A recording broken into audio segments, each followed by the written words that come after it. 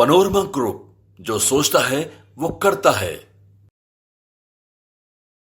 कहते हैं कि एक साधे सब सधे, सब साधे सब जाए, लेकिन यहाँ बिल्कुल ही अलग कहानी लिखी जा रही है बिहार की राजनीति में। बिहार की राजनीति को जिस गति से आगे बढ़ाने की कोशिश की जा रही है, उतना ही ज़्यादा उलझती चली जा रही है। एक तरफ जहाँ आपने देखा कि 28 तारीख से पहले, 1 घंटे पहले तक, जब तक कि ये तय नहीं हुआ था कि नीतीश कुमार इस्तीफा देंगे, उससे पहले आपको बता दें कि जिस तरह के बयान आ रहे थे भारतीय जनता पार्टी की तरफ से, और जिस तरह से राष्ट्रीय जनता दल ये कह रही थी पूरे भरोसे के साथ कि नीतीश कुमार कुछ नहीं करेंगे। नीतीश कुमार की पार्टी की तरफ से भी ये कहा जा रहा था कि कोई ऐसी बात नहीं है, लेकिन अचानक से नीतीश कुमार इस्तीफा देते हैं और एक बार फिर से भाजपा के साथ चले जाते हैं। नीतीश कुमार के लिए ये कोई सामान्य बात नहीं है। खास करके हम इसलिए ये बात कह रहे हैं कि जिस तरह से भारतीय जनता पार्टी और राष्ट्रीय जनता दल नीतीश कुमार को दोनों हाथों से अपने पक्ष में लाने के लिए हमेशा तैयार रहती है, ये नीतीश कुमार की नियति बन गई है। आपको बता दें कि नीतीश कुमार कभी भी किसी भी समय सरकार इधर से उधर कर दें तो कोई अतिशयोक्ति नहीं होगी, क्योंकि अब तक इन 20 सालों में 9 बार वो मुख्यमंत्री का शपथ ले चुके हैं।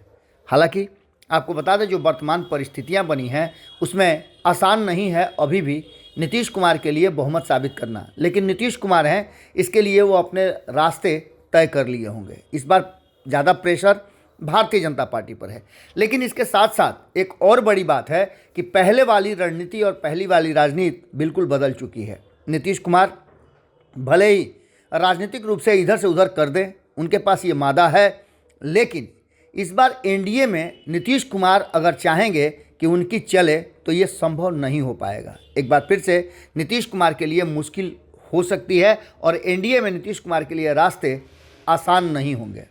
नीतीश कुमार के लिए कहीं ना कहीं ये कांटों का ताज हो सकता है, क्योंकि नीतीश कुमार अगर भारतीय जनता पार्टी के साथ कोई समझौता करके गए हैं तो इस समझौते में भारतीय जनता पार्टी अब लॉस सहने के लिए तैयार नहीं है, तो वहीं पहले से जो घटक दल हैं वो भी चुप बैठने वाले नहीं हैं।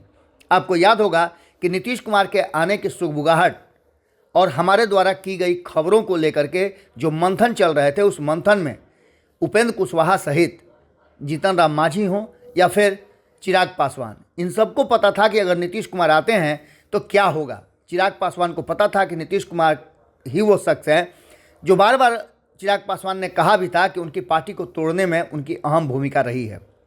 हालांकि चुप रह करके भारतीय जनता पार्टी ने भी कम दोष नहीं है, कम अपराधी नहीं है, लेकिन इन सब के बावजूद भारतीय जनता पार्टी के साथ चिराग पासवान के संबंध पहले जैसे ही रहे, लेकिन नीतीश कुमार से उनके संबंधों में तल्खी हमेशा देखी गई।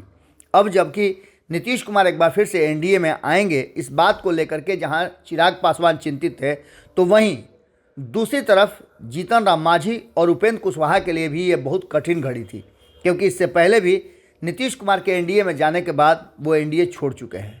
2017 और 2019 ये दोनों आपको अच्छी तरह से पता होगा, भले ही परिणाम बेहतर नहीं गए हों, 40 में से 39 सीटें जीत करके भारतीय जनता पार्टी और एनडीए नीतीश कुमार के साथ काफ़ी खुश हो रही हो, लेकिन वोटों के आंकड़ों को यदि आप देखें तो बहुत ज़्यादा अंतर नहीं था।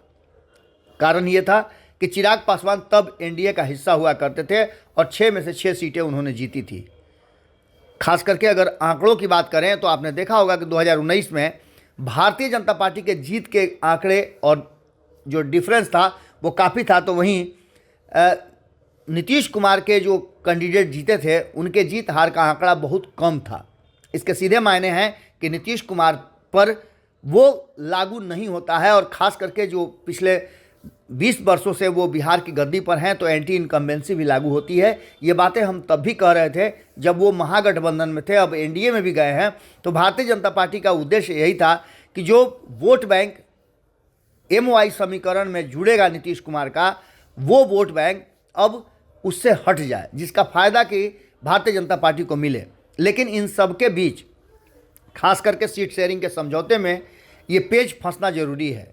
जीतन राम मांझी, मुकेश सहनी के अलावे बात कीजिए उपेंद्र कुशवाहा की, बात कीजिए चिराग पासवान की, तो ये सभी इस इंतज़ार में हैं कि उनके लिए इस एनडीए में कौन सी जगह है और क्या उनके साथ समझौता होता है। हालांकि आपको बता दें कि इससे पहले ही दही चूड़ा जब पटना में हुआ था तब भी, या फिर दही चूड़ा खाने के बाद जब दिल्ली में तीनों एक जगह बैठे थे और भोजन पर चर्चा हुई थी, तो उस समय भी ये बातें तय थी कि ये तीनों समझ चुके हैं कि अब नीतीश कुमार के आने के बाद इनकी स्थिति पहले जैसे नहीं रहेगी और इनकी समझौते और डिमांड की क्षमता भी घटेगी। लेकिन इन सब के बावजूद ये तीनों अड़े हुए हैं और तीनों अपने अपने हिसाब से लगातार अपने शक्ति का प्रदर्शन कर रहे हैं।